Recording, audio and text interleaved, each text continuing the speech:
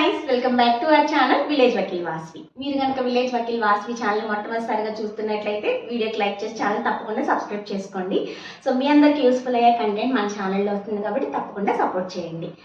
So ముందు వీడియోలో నేను జేసీజేకి సంబంధించి 3 సంవత్సరాల ప్రాక్టీస్ అనేది అవసరమా లేదా అనేది నా ఒపీనియన్స్ షేర్ చేశాను. మీరు కూడా ఒకసారి వీడియో వాచ్ చేసి మీ ఒపీనియన్స్ అంటే మీ అమూల్యమైన ఒపీనియన్స్ని కమెంట్స్ రూపంలో నాతో షేర్ చేసుకోండి, ఓకేనా?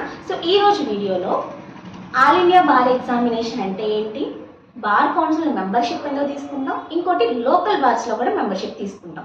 ఇవన్నీ మనకి అంటే లా కంప్లీట్ చేసుకున్న వాళ్ళందరికీ ఇవన్నీ కూడా ఐడియా ఉంటుంది. కానీ తెలియని వారు చాలామంది ఉన్నారు. సో ఇనీషియల్ స్టేజెస్లో ఉన్నప్పుడు మనకి కూడా తెలియదు కదా. సో వారందరి కోసం ఈ వీడియో చేస్తున్నాను. వీటన్నిటి గురించి తెలిసిన వాళ్ళకి ఓకే, తెలియని వారందరికీ ఉపయోగపడాలని ఈ వీడియో చేస్తున్నాను. నాకు ఒక కామెంట్ వచ్చింది, ఏమంటే ఆల్ ఇండియా బార్ ఎగ్జామినేషన్ వల్ల ఉపయోగాలు ఏంటి, స్టేట్ బార్లో మెంబర్షిప్ ఎన్రోల్మెంట్ చేసుకుంటే ప్రాక్టీస్ చేసుకోవచ్చు అని చెప్పారు కదా, అసలు ఈ రెండింటి మీద డిఫరెన్స్ ఏంటి? అప్పుడు నాకు అనిపించింది నిజమే కదా, వీటి గురించి చాలా మందికి తెలియదు కదా. సో ఒకసారి వీటన్నిటి గురించి ఒక వీడియో చేస్తే వాళ్ళందరికీ అర్థమవుతుంది కదా అని ఈ వీడియో చేస్తున్నాను. ఫస్ట్ది, మీరు BA LLB అయినా, BCom LLB అయినా, BBA LLB అయినా, LLB చేసినా మీరంతా తర్వాత చేయాల్సిన స్టెప్స్ ఇవన్నీ. ఫస్ట్ ఆఫ్ ఆల్, ఎప్పుడైతే మనకి ఫైనల్ సెమిస్టర్ కంప్లీట్ అయిపోతుందో ప్రొవిజనల్ సర్టిఫికేట్ అప్లై చేసుకుంటాం. దానితో మనము మీ రెస్పెక్టివ్ స్టేట్ బార్ కౌన్సిల్లో ఎన్రోల్మెంట్ చేసుకోవాలి యాజ్ అన్ అడ్వకేట్గా. అది అప్లై చేసుకుని ఒకరోజు ఓత్ పిలుస్తారు, ప్రమాణ స్వీకారం చేయిస్తారు. ఆ తర్వాత మనందరికీ temporary ID card, temporary certificate of practice ఇస్తారు. దాంతో 2 సంవత్సరాలు మీరు అడ్వకేట్గా కేసెస్ ఫైల్ చేయొచ్చు. ఒక కంప్లీట్ అడ్వకేట్గా గౌన్ నెక్ బెండ్తో ప్రాక్టీస్ అనేది చేయొచ్చు. మరి ఆల్ ఇండియా బార్ ఎగ్జామినేషన్ ఏంటి? ఇప్పుడు ప్రాక్టీస్ చేయడానికి ఎలిజిబిలిటీ ఉంటుంది కదా, మన స్టేట్ బార్ కౌన్సిల్ మెంబర్షిప్ అనేది అడ్వకేట్కి ఎన్రోల్మెంట్ చేసుకున్న తర్వాత. మరి ఎందుకు A B all India bar examination, A B A అంటే? సో అదేంటంటే ఇండియా లెవెల్లో అతని అడ్వకేట్గా చేయగలుగుతారా లేదా అనేది అన్నది ఒక టెస్ట్. అదే మనకి 50% తెచ్చుకోవాలన్నా ఏముండదు. 100 మార్కులకి 45 మార్కులు ఓపెన్ కేటగిరీ, SC ST వాళ్ళు 40 మార్కులు తెచ్చుకుంటే సరిపోతుంది. అది కూడా సెక్షన్స్ అవన్నీ కూడా మనం బ్యారెక్స్లో చూడొచ్చు. ఇంకా ఎక్స్ట్రా నాలెడ్జ్ మనం ఓన్గా పెట్టాల్సి ఉంటుంది. సో ఇది బార్ ఎగ్జామ్. అది క్వాలిఫై అయితే ఏంటి అసలు ఉపయోగాలంటే, మీరు 2 సంవత్సరాల వరకే bar council of Andhra Pradesh, Telangana ఎక్కడ మెంబర్షిప్ తీసుకున్నా 2 ఏళ్ళలోపు ఏబిఏ పాస్ అవ్వకపోతే అన్నీ మానేసి ఇంట్లో కూర్చోవాలి. అర్థమవుతుందా? సో అది రాస్తేనే, అది క్వాలిఫై అయితేనే మీకు టెంపరీ నుంచి పర్మనెంట్ ఐడి కార్డ్, ఒక పర్మనెంట్ అడ్వకేట్గా మీ యొక్క ఇండియా లెవెల్లో ఏ కోర్టులైనా మనం ప్రాక్టీస్ చేయొచ్చు. సో అది కంపల్సరీ మీకు టెంపరీ ఐడి కార్డ్ నుంచి పర్మనెంట్ ఐడి కార్డ్కి మారాలంటే ఆల్ ఇండియా బార్ ఎగ్జామినేషన్ కంపల్సరీగా పాస్ అవ్వాలి. అప్పుడు మీకు COP సర్టిఫికేట్ ఆఫ్ ప్రాక్టీస్ అనేది ఇస్తారు. సో అది ఒక అడ్వకేట్గా మీకు అచీవ్మెంట్. దాంతో మీరు ఇంకా లైఫ్ లాంగ్ ప్రాక్టీస్ చేసేసుకోవచ్చు. సో ఇది ఏబిఈ, అలాగే స్టేట్ బార్ కౌన్సిల్లో ఎన్రోల్మెంట్. ఇంకొకటి లోకల్ బార్లో మెంబర్షిప్. ఒక అడ్వకేట్కి ఓటింగ్ రైట్స్ ఉంటాయి. వాళ్ళ యొక్క రెస్పెక్టివ్ లోకల్ బార్ అసోసియేషన్స్లో ఓట్ చేయడం కానీ, జనరల్ సెక్రటరీ, వైస్ ప్రెసిడెంట్, ఇలా ప్రెసిడెంట్స్ అలా ఎన్నుకుంటూ ఉంటారు. సో మీరు ప్రాక్టీస్ చేయాలనుకుంటే ట్రయల్ కోర్ట్స్ నుంచి స్టార్ట్ చేస్తే హైకోర్టులో కన్నా ట్రయల్ కోర్ట్స్లో చాలా నాలెడ్జ్ గెయిన్ చేయగలుగుతారు. హైకోర్టులోనే తీసుకుని హైకోర్టులోనే ప్రాక్టీస్ చేసినట్లయితే మీకు లోకల్ బార్లో మెంబర్షిప్ అనేది అవసరంలా. కానీ మీరు ఇప్పుడు ఒక స్టేట్లో ఎన్నో డిస్ట్రిక్ట్స్ ఉంటాయి కదా, మనం అంతా వెళ్ళి స్టేట్ హైకోర్టులో ప్రాక్టీస్ చేయం. సో ట్రయల్ కోర్ట్స్లో చేయాలి. మీరు ఒక ఊర్లో విజయవాడ, మచిలీపట్నం ఏదో చేయాలనుకుంటున్నారు, అక్కడ లోకల్గా మనకి బార్ అసోసియేషన్స్ ఉంటాయి. అక్కడ మీకు మళ్ళీ టెంపరీ ఎన్రోల్మెంట్, పర్మనెంట్. సో అప్పుడు మనం ఆ మెంబర్షిప్ తీసుకుంటే మనకు ఓట్ రైట్స్, అలానే ఆ యొక్క రెస్పెక్టివ్ బార్ అసోసియేషన్లో మనం అడ్వకేట్గా వర్క్ చేస్తున్నామని, అట్లానే మనకి సెల్ఫ్ డిక్లరేషన్ ఫామ్స్ పంపిస్తూ ఉండాలి. మన యొక్క respective bar council of Andhra Pradesh, Telangana మనం ప్రాక్టీస్ చేస్తున్నాం, ప్రాక్టీస్లోనే ఉన్నాము.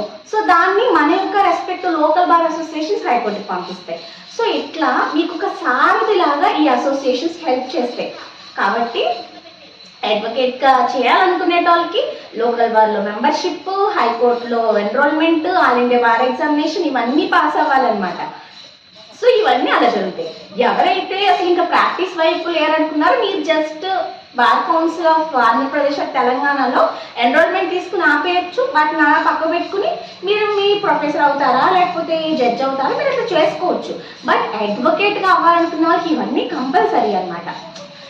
అడ్వకేట్గా అయ్యే వాళ్ళకి కూడా లోకల్ బార్లో కంపల్సరీ. అంటే మీరు స్టేట్ బార్లో చేస్తున్నారు అంటే అవసరం లేదు. బట్ మీరు లోకల్ బార్ నుంచి అక్కడ రిప్రజెంట్ చేసుకుంటున్నారు మీ క్లయింట్స్ అంటే you need to take local bar association membership. ఓకేనా? అది మళ్ళీ టెంపరీ పర్మనెంట్ వాటి ప్రైజెస్ వాటికి ఉంటాయి. టెంపరీ అంటే 1 year తీసుకుంటాం. పర్మనెంట్ అంటే ఇంకా పర్మనెంట్గా మనం అక్కడే ప్రాక్టీస్ చేస్తూ మన యొక్క ఓట్ రైట్స్ని వినియోగించుకుంటూ ఒక అడ్వకేట్గా.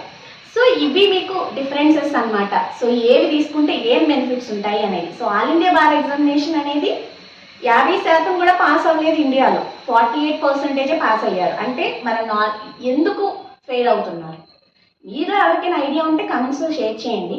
సో అది మాత్రం మనకి డ్రాబ్యాక్, ఇండియాలో మెయిన్ డ్రాబ్యాక్ అని కూడా చెప్పుకోవచ్చు. ఈ లా ప్రొఫెషన్కి సంబంధించి ఆల్ ఇండియా బార్ ఎగ్జామినేషన్ అనేది 40% కూడా ఎందుకు తెచ్చుకోలేకపోతుంది. ఈ మధ్య 45 పెట్టారు. అంతకుముందు ఏవి 17 వరకు 40 మార్క్సే, SC ST 35.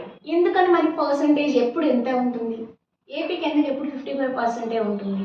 సో ఇది కాబట్టి నాలెడ్జ్ గెయిన్ చేసుకోవడం అనేది చాలా చాలా చాలా ఇంపార్టెంట్.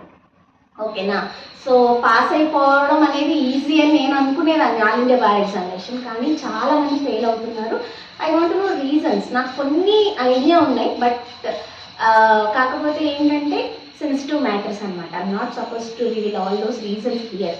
కానీ మీరేమనుకుంటున్నారంటే నాకు కమెంట్స్లో షేర్ చేస్తే నేను అనుకున్న రీజన్స్ కూడా త్వరలో షేర్ చేయడానికి ట్రై చేస్తాను. నేను షేర్ చేయలేదో కూడా నాకు అది తెలీదు. సో కాబట్టి ఇవి ఎవరైతే మన ఇనీషియల్ స్టేజెస్ ఇప్పుడే లా జాయిన్ అయ్యి ఉన్నారో, మధ్యలో చదువుతూ ఉన్నారో, సో మీ అందరికీ కూడా ఏంటి ఏవి అంటూ ఉంటారు. చాలామంది ఏవీనా అంటూ ఉంటారు. ఇనీషియల్గా ఉన్న స్టూడెంట్స్ అనేది ఏవీనా అంటే ఏంటి అంటే కొంతమంది అండి, మీకు ముందే తెలిసి ఉండొచ్చు, బట్ కొంతమందికి తెలియదు. సో వారందరికీ కూడా అసలు ఆల్ ఇండియా బార్ ఎగ్జామినేషన్ అంటే ఏంటి, స్టేట్ బార్ కౌన్సిల్లో ఎన్రోల్మెంట్ అంటే ఏంటి, ఈ యొక్క లోకల్ బార్లో ఏంటి అనేది క్లారిటీగా అర్థమైందని అనుకుంటున్నాను. మీకు ఇంకా ఏమైనా సందేహాలు ఉంటే నాకు కమెంట్స్లో షేర్ చేయండి. నేను ఎప్పుడు కూడా అంటే ఎలా ఉంటుందని మనం ఎక్స్పీరియన్స్ చేసి వచ్చేసిన తర్వాత అది మనకి బాగా అలవాటైపోయిన టాపిక్ కాబట్టి ఏంటి ఇది కూడా అన్నట్లు ఆ టాపిక్ అంటే కొంతమంది కామెంట్స్లో ఏంటి ఇది కూడా అడిగారు అని చెప్పి కొంతమంది పాపం రిప్లైలు ఇస్తున్నారు. మనకి తెలుసండి, వాళ్ళ ఇనిషియల్లో ఉన్నప్పుడు వాళ్ళకి తెలియదు కదా. కాబట్టి తెలుసుకోవాలని ప్రయత్నం చేసేవాళ్ళని ఎవరు డిస్కరేజ్ చేయొద్దు దయచేసి. నా కమెంట్ సెక్షన్స్లో అయితే కనుక వచ్చేసి మీకు తెలిస్తే అందరికి తెలియాలని లేదు కదా. సో తెలియని వాళ్ళ కోసం మన ఛానల్ ఉంది కాబట్టి మనమంతా వారికి తెలియజేస్తే వారు కూడా చక్కగా తెలుసుకుని ముందుకు వెళ్తారు. కాబట్టి ఒకరినొకరు డిస్కరేజ్ చేసుకోకుండా ఎంకరేజ్ చేసుకుంటూ కలిసి నేర్చుకుందాము. ఓకేనా? సో ఇది ఈరోజు వీడియో. మీ అందరికీ హెల్ప్ఫుల్ అయిందని అనుకుంటున్నాను. మీకు ఇంకేమైనా సందేహాలు ఉంటే తప్పకుండా నాకు కమెంట్ సెక్షన్లో షేర్ చేయండి. తప్పకుండా మంచి మంచి టాపిక్స్ పైన మనము వీడియోస్ అనేది చేద్దాము. కాబట్టి మీరు ఏం నేర్చుకోవాలనుకుంటున్నారు, ఇప్పుడు లా స్టూడెంట్స్ ఎవరైనా చూస్తున్నా మీకు ఏదైనా టాపిక్ అర్థం కాకపోతే నాకు కమెంట్స్లో షేర్ చేయండి. నాకు అర్థమైనంత మీకు అర్థమయ్యేలా చెప్పడానికి అయితే నేను తప్పకుండా ట్రై చేస్తాను. ఓకేనా? సో ఆల్వేస్ మీ యొక్క ఎప్పుడు కూడా క్రిటిసిజం అనేది, కన్స్ట్రక్టివ్ క్రిటిసిజం అనేది తీసుకోవాలి ఒక మనిషి. అప్పుడే తనని తను ఇంప్రూవ్ చేసుకోగలుగుతారు. కాబట్టి ఎప్పుడు కూడా మీ సజెషన్స్ నేను అడుగుతాను. వాటిని నేను నెగిటివ్గా తీసుకోను. ఎందుకంటే నెగిటివ్గా చెప్పేవాళ్ళు చాలా తక్కువ, చాలా రేర్ ఉంటారనమాట. ఎందుకంటే మంచిని ఎప్పుడు ఎంకరేజ్ చేసే వాళ్ళు ఎక్కువ. అది నాకు ప్రీవియస్ వీడియోలో ఒక నెగిటివ్ కామెంట్కి ఆన్సర్ చేసినప్పుడు నాకు అర్థమైంది ఎంతమంది పాజిటివ్గా ఉన్నారనేది. Thank you so much. And ఈ వీడియో మీరు వీలైనంత మందికి షేర్ చేయండి. అందరికీ కూడా ఇన్ఫర్మేషన్ అనేది తెలుస్తుంది. కాబట్టి do like, share, comment and subscribe to village weapon fast YouTube channel. మరొక వీడియోతో మళ్ళీ కలుసుకుందాం. Until then keep watching.